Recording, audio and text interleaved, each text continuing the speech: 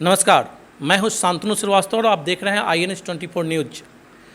पदाधिकारी बहुत आते हैं, हर पद पर सरकार द्वारा नियुक्त अनेक पदाधिकारी इस राज्य में कार्य करते हैं, पर कुछ ऐसे पदाधिकारी होते हैं जो अपने कार्यों के द्वारा एक नया इतिहास रच देते हैं। जी हाँ, मैं बात कर रहा हूँ इस पूर्वी चंपारण जिले के जिला शिक्षा पदाधिकारी श्री संजय कुमार जी का। उन्होंने अपने कार्यशैली के द्वारा इस क्षेत्र में शिक्षा के क्षेत्र में एक ऐसा बदलाव लाया है जो एक ऐतिहासिक बदलाव है। आइए उनसे बात करते हैं कि किस प्रकार से उन्होंने शिक्षा के क्षेत्र में बदलाव लाया है और शिक्षकों को कैसे जागरूक किया है शिक्षा के लिए। इन सभी संदर्भ पर हम उनसे बातचीत करते हैं। बहुत बहुत स्वागत है सर हमारे चैनल के माध्यम से तमाम दर्शकों के तरफ से आपका। सबसे पहले तो धन्यवाद INS 24 न्यूज़ को, जो आपको जहाँ से भी पता चला होगा कि मैं कुछ अच्छा काम कर रहा हूँ या जो भी मेरे द्वारा कुछ बदलाव किए जा रहे हैं या शैक्षणिक परिवर्तन हो रहे हैं और आपको जानकारी हुई और आप मुझसे समय लेकर के मुझसे मिलने आया, इसके लिए आपको बहुत बहुत धन्यवाद। और इस चैनल को भी जिन्हें बदलाव के संदर्भ में जानना चाहा। मैं जानना चाहता हूँ सर, जो शिक्षा के क्षेत्र में अभी जो बदलाव हुए हैं और क्या क्या और बदलाव हो सकती है, शिक्षक अपने कर्तव्य का निर्वहन कैसे करे ताकि शिक्षा के क्षेत्र में जो बिहार एक पिछड़ा हुआ राज्य है वो ऊंचे उठकर पहुंच जाए, शिक्षा को लेकर आगे आ जाए, ताकि इस देश को अगर आगे बढ़ने में बिहार की भी अपनी एक हिस्सेदारी रहे। देखिए, सबसे पहली बात है कि हमारे शिक्षक अगर चाह लेंगे कि हमारी शिक्षा व्यवस्था में परिवर्तन आ जाए, बच्चों को गुणवत्तापूर्ण शिक्षा उपलब्ध हो जाए और समय से विद्यालय खुले, समय से बंद हो और शैक्षणिक वातावरण का निर्माण हो जाए और शैक्षणिक सद्भाव बने रहे, इस हेतु वो जो काम करते हैं या काम करने की प्रेरणा लेते हैं, उसके लिए मैं लगातार प्रयास कर रहा हूँ। मैं जिले में जब से पदस्थापित हुआ हूँ तब से मेरा एक ही उद्देश्य रहा है कि विद्यालयों में शैक्षणिक बदलाव हो, माने पढ़ाई हो, श्यामपट्ट का उपयोग हो, जो किताबें हैं वो खुले, बच्चे गुणवत्तापूर्ण शिक्षण लेने के लिए उनका उच्चारण शैली, पढ़ने की शैली, जोर जोर से रीडिंग करने की शैली, इसमें बदलाव हो, मैप का, एटलस का, इस सब का उपयोग हो। अमूमन होता क्या है, हमारे पास सामग्री पर्याप्त रहते हैं लेकिन उसका सदुपयोग नहीं कर पाते हैं। शिक्षक अध्ययन नहीं करते हैं, अध्यापन करते हैं। तो मेरा हमेशा से जोर रहता है, अगर आप अध्ययन करेंगे तो अध्यापन में मज़ा दुगुना हो जाएगा और अध्यापन कराने के नए नए तरीके भी सीखेंगे।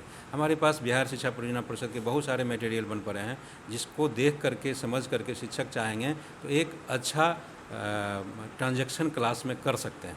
तो मैं ई-लॉट्स जैसे हमारा एक ऐप है, ई-लॉट्स में बहुत सारी किताब, जैसे कक्षा 1 से लेकर 12वीं तक की सारी किताबें हैं, उसमें कुछ वीडियोज़ भी हैं और जो शिक्षक के लिए प्रशिक्षण की सामग्री होगी वो सारा उसमें डाला हुआ है। उनको खोलेंगे, एक मोबाइल पर, एंड्रॉयड मोबाइल पर खोलेंगे, उसमें सारी चीज़ें हैं। मैंने उनको घर से किताब ले जाने की ज़रूरत नहीं होगी। विद्यालय में भी अगर कतिपय कारणों से किताबें नहीं हैं तो वो वहाँ पर खोल करके उसको देख सकते हैं।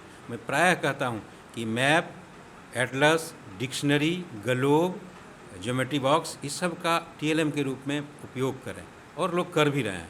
मैं चेतना सत्र देखा कि चेतना सत्र बहुत अच्छा नहीं था, तो मैं बहुत संकोच में पड़ गया कि हमारा विद्यालय समय से नहीं खुल पा रहा है, इसमें चेतना सत्र की भूमिका सही से नहीं हो पा रही है।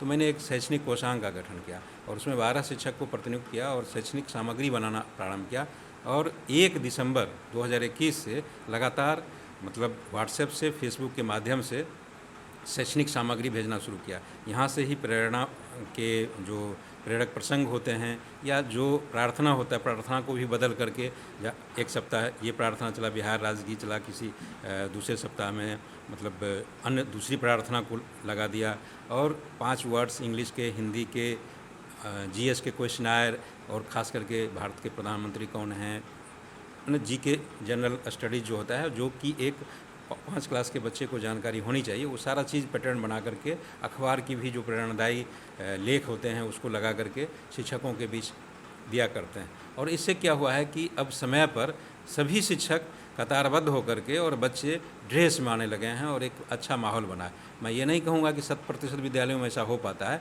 लेकिन मेरे जहन में है कि 40-45% अबाउट टू 50% विद्यालयों में शैक्षणिक वातावरण बना है। और इसके हाल जानना होगा तो हमारे विद्यालय में जाएंगे और कुछ होर्डिंग्स भी हमने लगवाया है जो विद्यालय में आप देखेंगे हमारे इस परिसर में लगा हुआ है।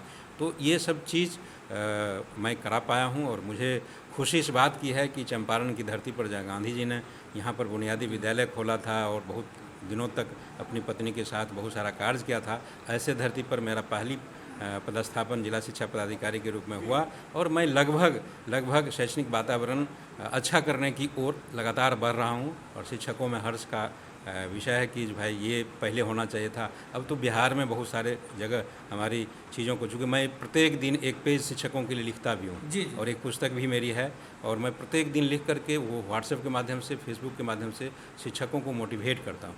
मेरा एक लिखने का उद्देश्य मात्र यह है कि शिक्षकों को कैसे माने गरिमा उनका बढ़े, उनके प्रति समाज का श्रद्धा बढ़े, सम्मान बढ़े, यही एकमात्र उद्देश्य है। इसलिए लगातार 5 वर्षों से मैं लिख रहा हूँ। आज भी लिखूँगा, कल भी लिखा था, और इस तरह से हमारा चल पड़ा है। मतलब हमें लगता है कि इस कारवा में हमारे शिक्षक बहुत मदद कर रहे हैं। शिक्षक अपनी क्वालिटी को निखार रहे हैं, और अब किताब खुलने लगी है, बच्चे भी पढ़ रहे हैं, शिक्षक भी पढ़ रहे हैं, और पढ़ने से शिक्षकों को ये फ़ायदा हो रहा है कि अध्यापन के प्रति उनकी रुचि बढ़ रही है।